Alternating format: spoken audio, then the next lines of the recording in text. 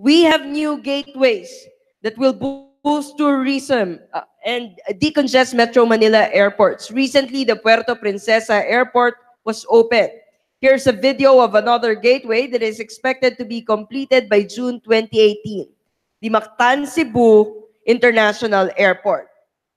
We are now 93.05% complete, and we are actually ahead of schedule.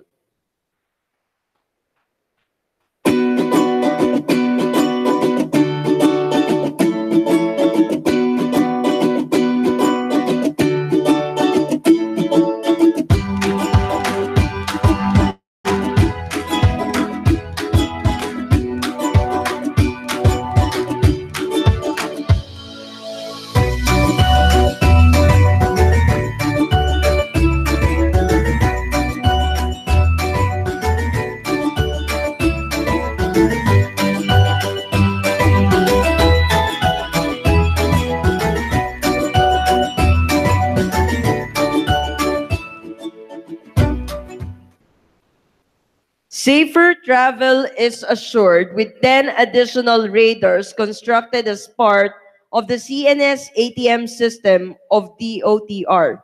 This new system was inaugurated last January 2018. In the previous administration, we only had 3 radars covering only 30% of the Philippine airspace. Under the administration of President Duterte and Secretary Artugade, we have installed 13 radars and 1 satellite radar covering 100% of Philippine airspace.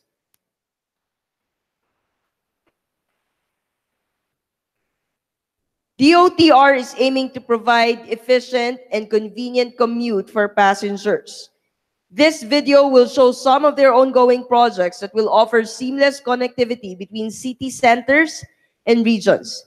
These include PNR Clark, the Metro Manila Subway, which is the first subway in the Philippines, and the Mindanao Railway.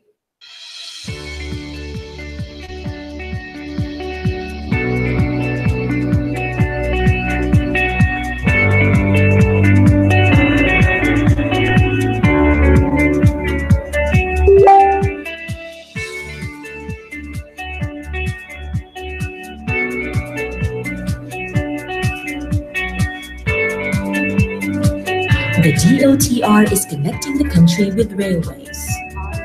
To deliver a comfortable life for all, DOTR Railways will ensure fast and reliable travel, a convenient and comfortable experience, and safe and secure journeys. From 77 kilometers today, the Duterte administration's Build, Build, Build program will expand our railway network to over 1,000 kilometers by 2022. A dream since the 1950s, the Mindanao Railway will finally break ground at the end of this year. Beginning with a 102-kilometer segment, Phase 1 will reduce travel time from Tagum, Davao, and Digos from 3.5 hours to close to 1 hour by 2022. Future phases will complete an 830-kilometer circumferential line connecting Davao with Cotabato, Iligan, Cagayan de Oro, and Butuan. An additional 700 kilometers will connect to Surigao, General Santos, and the Zamboanga Peninsula. The PNR, meanwhile, will experience a revival. Works for PNR Clark is already ongoing, while PNR Bicol will commence by the end of 2018. These will reconstruct the PNR Luzon network and connect airports, seaports, and industrial zones, generating jobs and opportunities for all. And yes, the Philippines will have its first subway. The 30-kilometer Metro Manila Subway project will enhance mobility between the cities of Quezon City, Pasig, Makati, Taguig, Parañaque, and Pasay, reducing travel time from as much as more than 2 hours to 32 minutes. Works on the common station, which has been stalled since 2009, has also started. It will connect LRT 1, MRT 3, the upcoming 23-kilometer MRT-7, and the Metro Manila subway, allowing passengers to conveniently and seamlessly transfer between these four lines. And we will not stop with building. With the Philippine Railway Institute, the DOTR will ensure that the railways that we will build will be properly operated and maintained by a future generation of trained and certified railway engineers, mechanics, and customer-oriented personnel. With all these, DOTR Railways will contribute to realizing the Philippines' golden age of infrastructure for the Filipino people.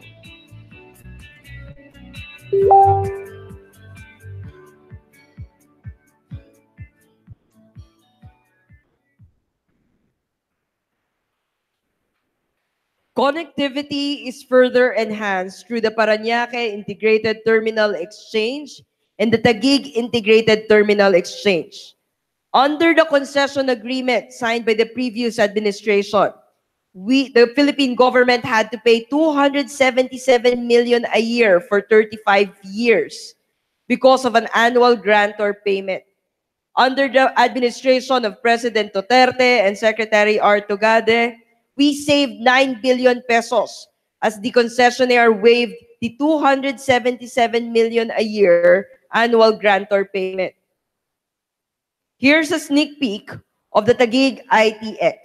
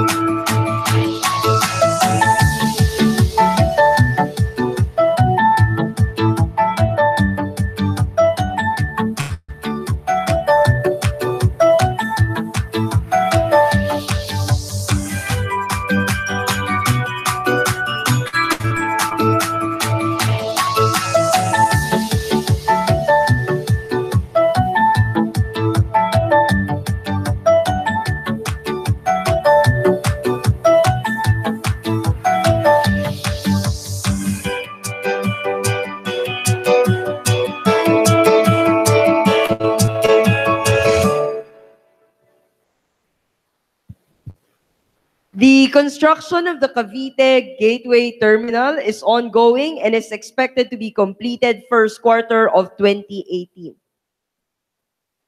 BCDA, under the administration of President Vince Dizon, is pursuing 4 high-impact projects under the Build, Build, Build program. The Clark International Airport broke ground last December 2018 with Megawide GMR as a development partner of BCDA. The new terminal will provide an additional 8 million passenger capacity for the airport and will decongest Metro Manila gateways. This is an actual video of the construction of the Clark International Airport. Another solution to traffic is a 19-kilometer BGC NAIA bus rapid transit that will ensure that we can catch our flight in a traffic-free route. The Subic-Clark Cargo Railway Project is a rail freight connecting Subic Bay Freeport Zone and Clark Freeport Zone, linking Port of Subic Bay with the Clark International Airport and forming an integrated logistics hub for the development of Central Luzon as a new growth center to decongest Metro Manila. Recently, BCDA, the Japan Overseas Infrastructure Investment Corporation for Transport and Urban Development, or JOIN, partnered with Surbana Jurong of Singapore in drafting the Development Management Framework, design standard, and environmental guidelines to complement the master plan of the new Clark City. New Clark City is the country's new smart, green, disaster-resilient metropolis. Let us see what people say about the new city. When I was a kid, what did I imagine cities would be like? Future cities.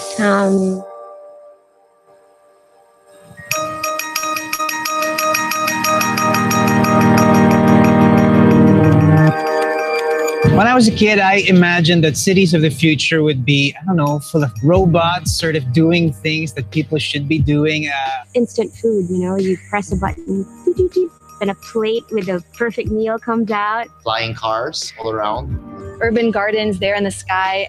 I guess as a kid, I imagined the city would be a place where you could do everything. For me, I thought it would be those personal jet backpacks that you strap on. You could just bounce from building to building. But then we all grew up. Robots and flying cars may not be here yet, but they will. And when they do, you will find them at BCDA. BCDA is the Basis Conversion Development Authority. Formed in 1992, the government gave BCDA the mandate to help strengthen the armed forces while building great cities.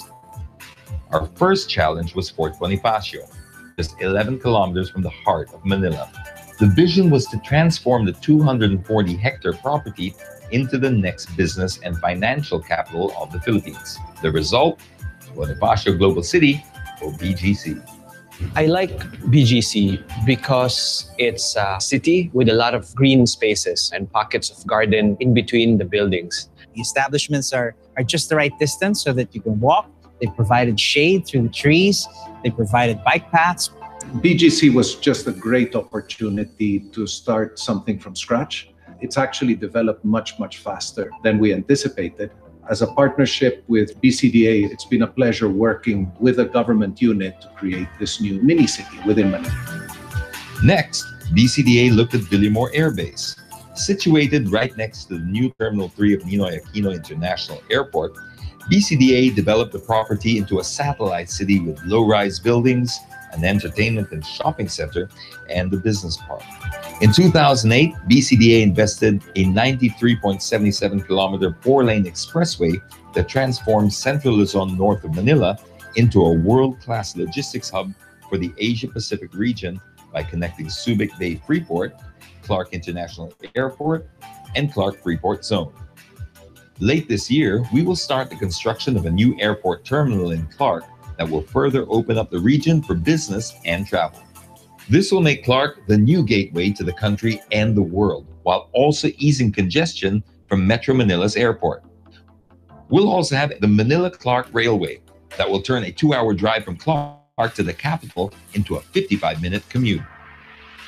But the most ambitious project of BCDA is the conversion of a 9,450-hectare property at Clark into New Clark City, envisioned to be the newest economic hub of Asia. Well, our attraction to New Clark City was our belief that it was the most logical expansion to an increasingly congested Metro Manila, particularly because of its superior location as well as its disaster-free characteristics. With New Clark City, what you have is basically a clean slate. It's basically all green fields right now. That means that from the very start, we can plan a city properly already. We knew that New Clark City would be a city of the future, so we tapped world-class planners, and they came up with this beautiful design that works within the natural landscape and flat grounds. With our partnership with the Japan Overseas Infrastructure Development Network, or JOIN, and the master plan designed by AECOM, the largest and most experienced urban planner in the world, New Clark City will truly be a city of the future. The new Manila-Clark Railway will enter New Clark City through a state-of-the-art transit hub that will provide residents and visitors an efficient way to commute around New Clark City, giving them multiple options, from buses to bikes and even driverless cars. The Civic Center will house key government offices, a world-class convention and cultural center, and sprawling parks. Here, we'll also have educational institutions led by the University of the Philippines and the Technological University of the Philippines. This is our 200-hectare food terminal, similar to the Runges International Food Terminal in Paris. It will be a food logistics hub for the country and the region. The city will be powered by renewable energy and will provide quality power at competitive prices. Finally, a high-speed fiber optic network will make New Clark City a truly connected city that will provide internet connectivity comparable to Singapore and Japan, making everything from automating maintenance throughout the city to running the Internet of Things possible. A city is more than just buildings and structures. It's about the spaces around the buildings. It's about the trees, the blue sky. These cities should have a lot of garden and open spaces to bring back nature and humanity back into our urban areas.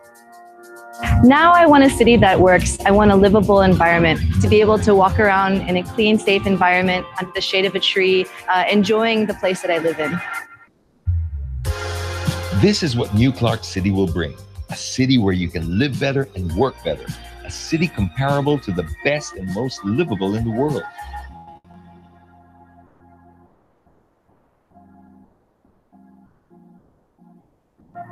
And there you have it, New Clark City, a smart city with a big heart. Because we here at BCDA feel that every city is the ultimate expression of what we as a people value, socially, economically, and of course, environmentally. It's a future we all share.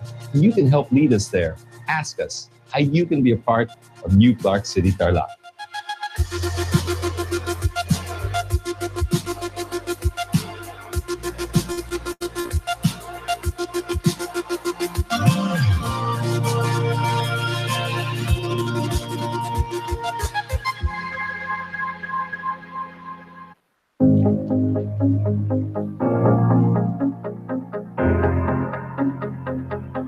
Access roads to New Clark City are being done jointly by BCDA and DPWH. We are now employing drone technology to monitor our project.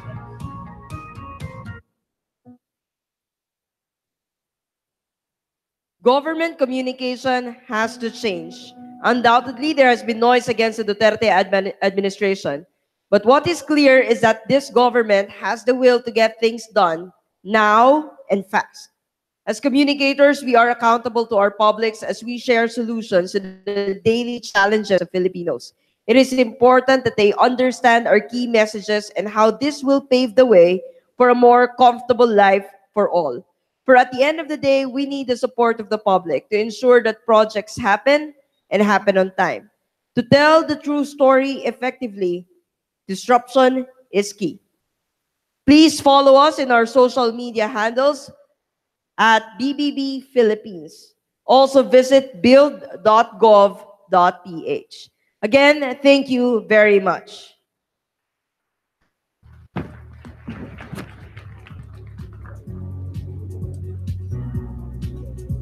Thank you, Ms. Anna May Lamentilio. Our next speaker hails from Tigaon, Camarines Sur, where he served as congressman of the 4th Legislative District.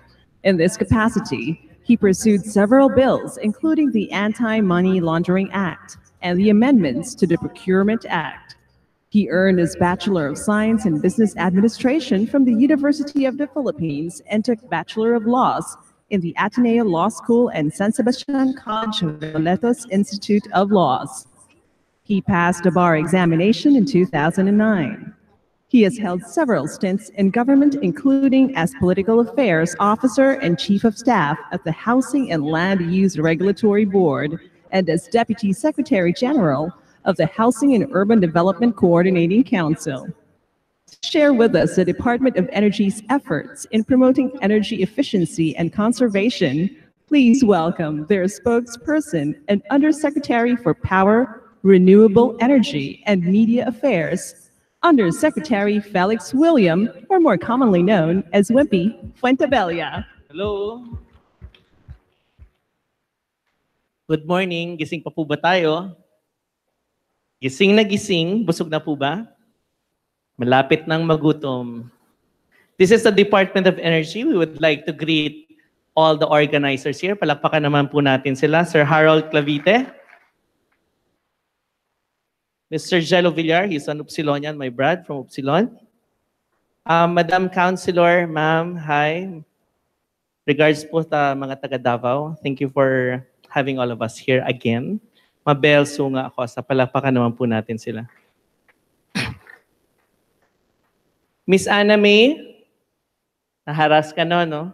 Naharas ka na. Ang galing-galing ng presentation. We really need more power. Ang aking pong kababayan from Bicol, ASEC Jonathan Malaya. Secretary Abelia, the one who told us to have a brand, to be authentic, and basically to connect to feelings. And ASEC Ramon Coloping, the PCOO Chief Brand Integrator. Palakpakan po natin everyone who's here. Thank you for having the Department of Energy. Let me start by saying that an informed energy consumer is an empowered one. And we believe in the DOE that with you and the e-power mo concept, the Philippines will indeed be globally competitive. So in this fast-paced era, where information is shared through the use of advanced technology, all of you are using cell phones right now, the DOE took this opportunity to be here in this NIC, this convention, to inform everyone on the e-power mo concept, which essentially means capturing the energy and using it efficiently for global competition.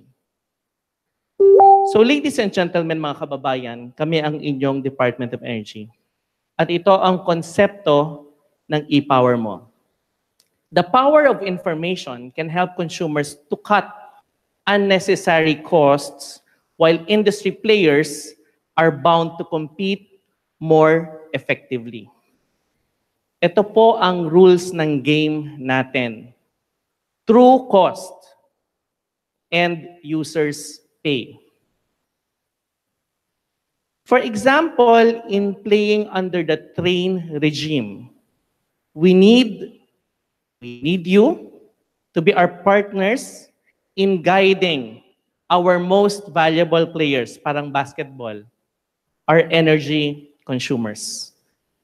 We need to make our energy consumers understand the costs and the benefits of the train law. So what did the Department of Energy do upon the passage of train? Your DOE ang nag-release ng advisories December 31 dahil may nakita na kaming mag-i-implement daw ng train January 1. Eh sabi namin may old stocks pa. So advisories were out dahil sabi ni Secretary Cusi, walang lamangan. Patas dapat ang implementasyon. We should protect the consumers. So after the advisories, we met with the oil players. We held press conferences. And the Department of Energy also validated reports through on-site monitoring and examined the raw data to confirm what's really happening on the ground. What was the result? We were able to save you, the public consumers, 2.64 billion pesos in gasoline, diesel, and kerosene because of the timely implementation, old stocks versus new stocks, and 58.4 million pesos sa LPG.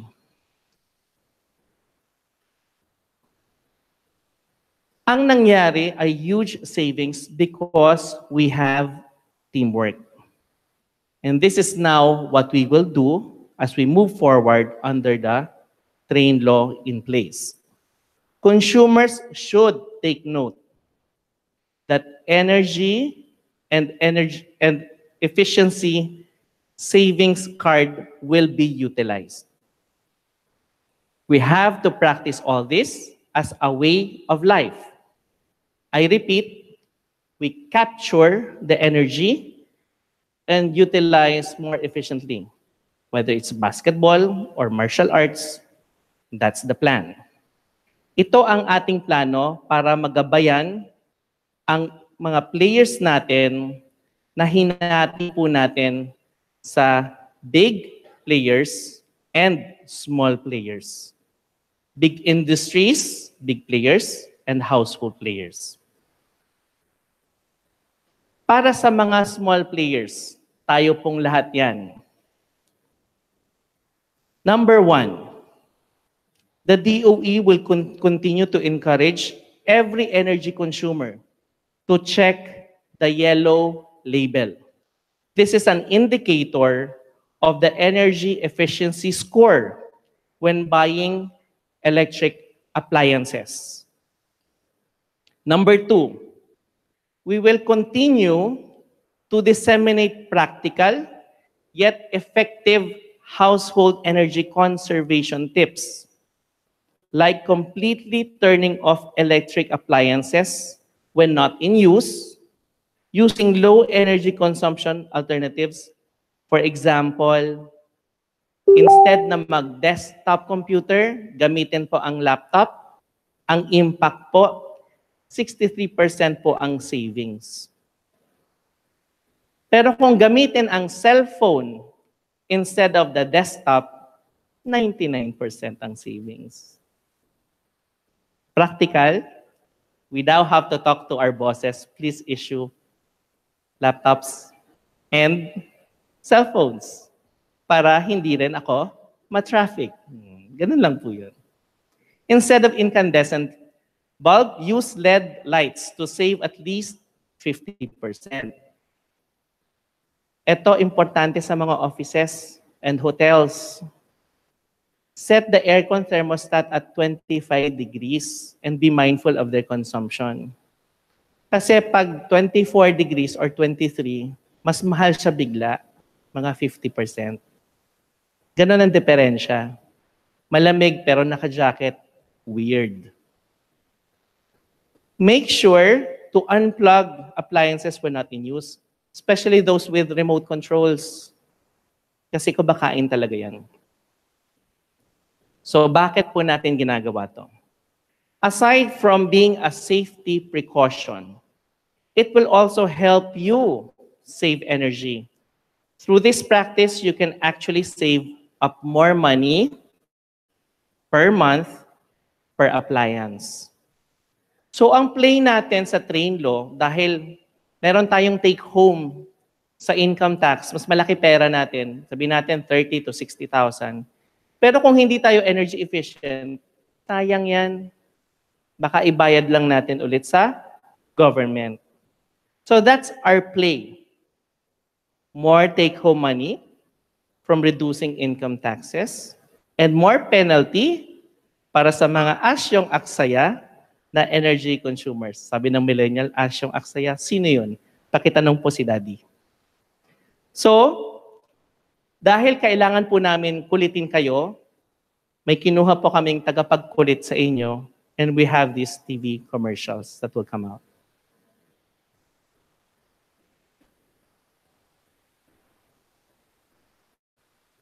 Sa refrigerator, kailangan ito hindi mahirapang magpalamig. Maaaring hindi nyo napapansin. Pero ang refrigerator, ang tanging appliance na walang tigil. Ang ilaw, electric fan, TV, computer at iba pa, ino-off pag hindi ginagamit. Pero ang ref, tuloy-tuloy lang. 24 oras, araw-araw, tuloy-tuloy ang konsumo sa kuryente. Hanggat maaari, hindi kami sobrang bukas-sara. Planado ang mga ilalabas at ipapasok para sabay-sabay magawa ito. Pagka kasi ang ugali ay ganare, kuha ng kamatis, tapos bukas uli, kuha ng tubig, tapos bukas na naman, kuha ng isda. Maya-maya, kailangan din pala yung karne. And then, pasok ng pitsil ng tubig. Sara uli. Teka, may tirang ulam pala na iinitin. Ay, bukas uli. Minsan pa, may amnesia. Pagbukas ng ref, tititig ng matagal, nalimutan kung ano ang kukunin. Close open na close open. Nako! Ang lamig ng ref, singaw ng singaw. Kaya ang motor nito, sige lang ng sige sa andar. Ay ano pa nga ba? Ay di lalakas ang konsumo. Common sense lang yan. And please lang, ang ref ay hindi aircon o electric fan. Para sa pagkain at inumin lang ito. Hindi para palamigin tayo. Kaya para mapababa ang konsumo sa kuryente ng ref, dapat hindi ito mahirapang magpalamig nang ang motor nito ay hindi todo-todo ang handa. Sa paggamit ng refrigerator, i-diskarte mo. I-power mo, i-safety mo, i-secure mo, i-diskarte mo.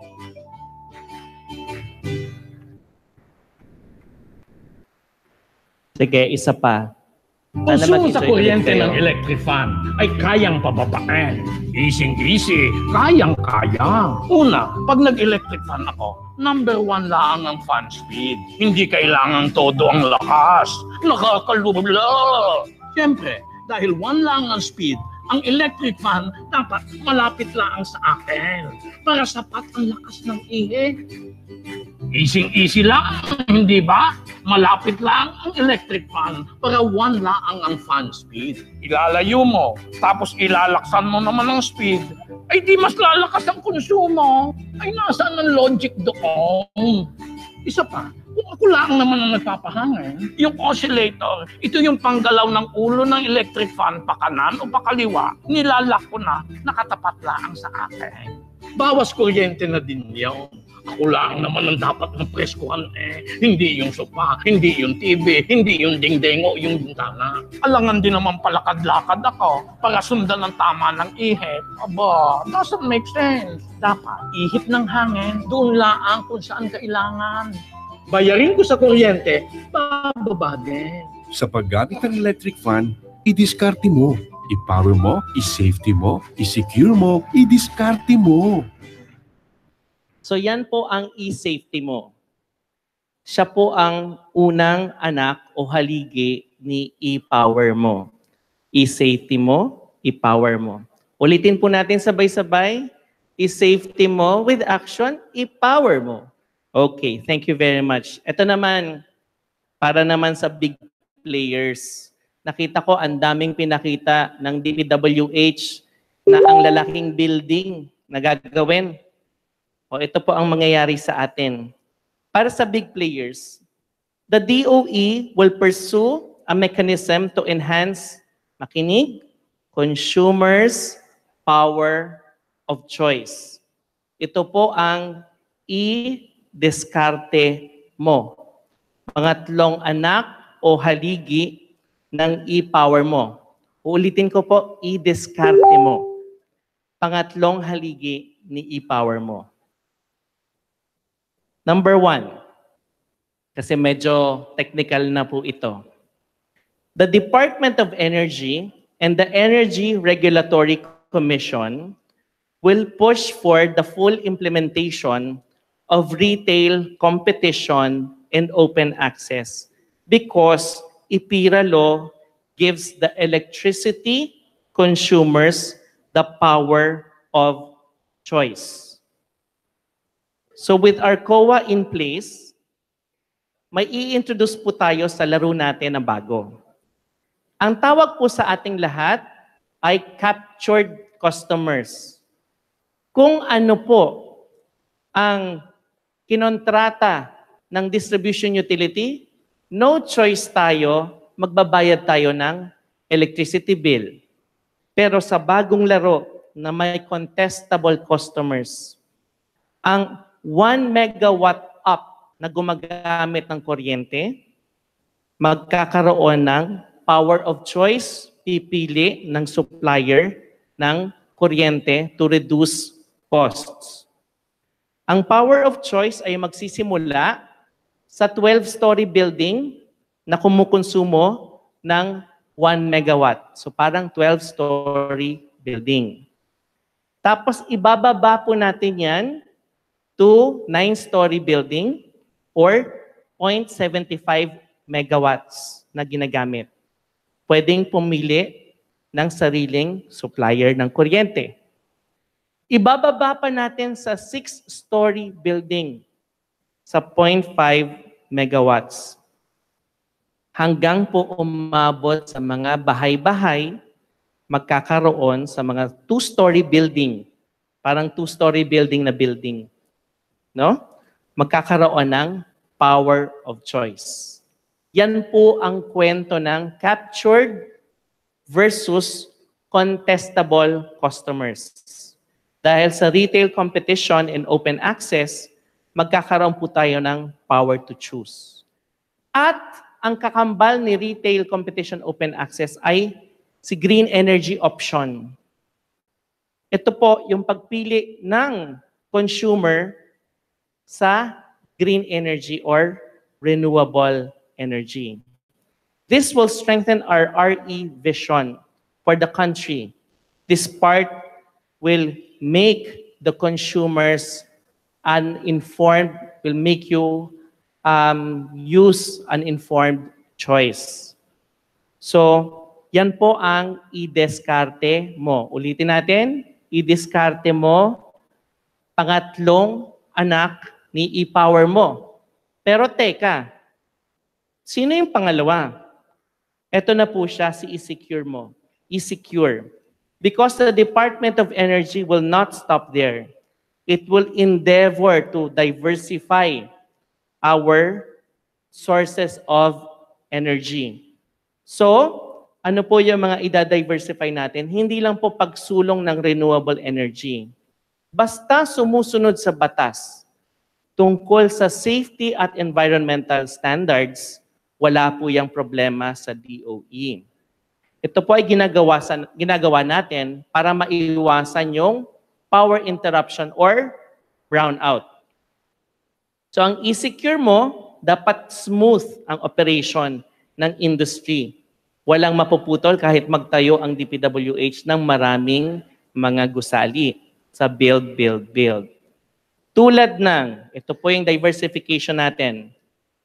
Specific approach, nagde-develop tayo ng liquefied natural gas at tinitingnan ang makabagong teknolohiya para sa paggamit ng nuclear energy. Sa LNG development, the DOE is currently overseeing the building of a liquefied natural gas terminal in Quezon. This has two major impacts in the country. It will guarantee energy security and more jobs. At sana, sabi ni Pangulo, sabi ni Secretary Cusi, maging LNG hub ang Pilipinas, hindi lamang sa ASEAN, dahil maganda ang pwesto natin, baka sa buong Asia. At sa usaping nuclear, to make a comprehensive decision. Hindi yung feelings lamang or takot politika, pero science-based decision. Para magkaroon tayo ng posisyon towards a safe, secure, and peaceful use of energy. Ito para sa Mindanao. Yung wholesale electricity spot market, kasama sa e-secure mo. Pagtatag ng merkado ng kuryente na tinatawag na WESM, Wholesale Electricity Spot Market. Last year, the DOE launched WESM Mindanao. Pagkatapos ng operations po nito sa Luzon in 2006 at sa Visayas noong 2008. It is dahil dinadaanan tayo ng bagyo, lindol, pumutok yung bulkan.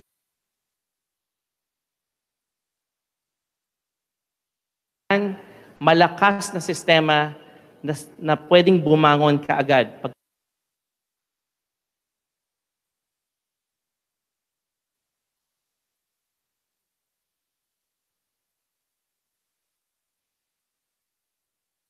Guide industry stakeholders para mabilis ang pagbangon at pagtugon sa natural resources tulad ng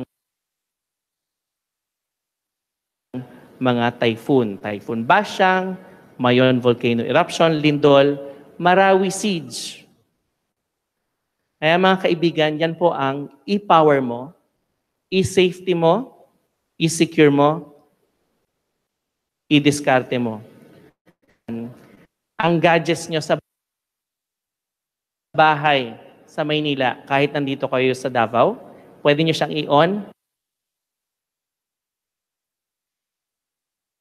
or i-off.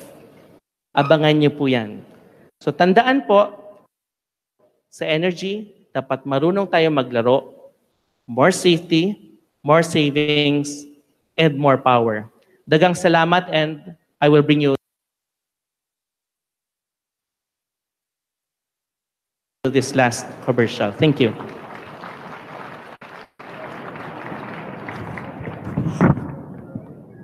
Konsumo ng kuryente, kayang pababain. Easy-easy. Okay ang pag-off pag hindi gamit. Pero sa pag-unplug, kuryente mas hindi sayang. Aircon, 25 degrees lang. Para lang hindi mainitan, hindi para ginawin. Malinis ang electric fan, hindi hirap ang motor, less konsumo. Sa pagpili at paggamit ng kasangkapan, I-diskarte mo. I-power mo, i-safety mo, i-secure mo, i-diskarte mo.